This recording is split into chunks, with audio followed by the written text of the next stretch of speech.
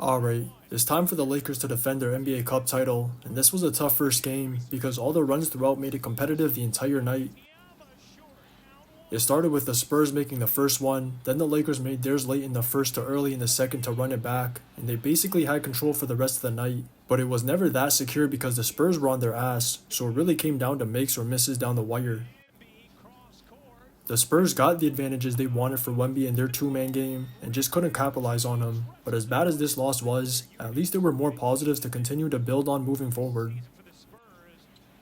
The obvious is Wemby's still in a good rhythm, and once again, a lot of it is because of how simple they've made the game for him with all the screening actions.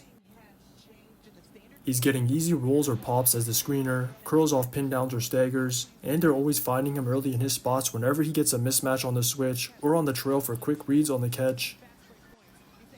This is all just requiring him to do less to get his shit off, and even if it's not for him to score, it's still triggering the scramble because of his gravity, so that's opening up shots for the others.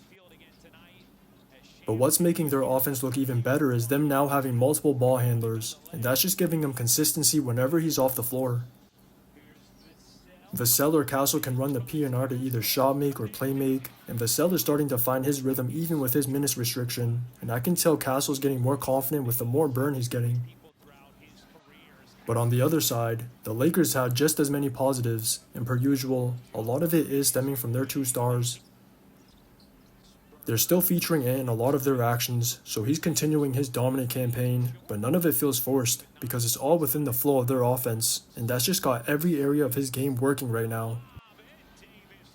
It's showing on the rolls, pops, posts, or even on the O-boards when he gets a small switched onto him, and with him being the go-to scorer, it's just allowing Bron to play free because he doesn't have to worry about filling that role, so he's able to control every other aspect of the game.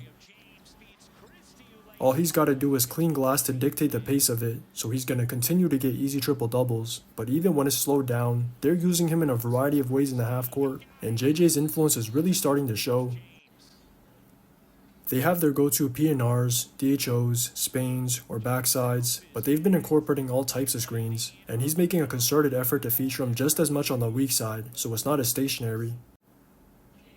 Now whenever defenders ball watch or cheat over to the strong side, Bron or Ant have even more options to burn them, especially in the post, and it was only fitting what they've been working on led to their go-ahead bucket. Just watch the tape.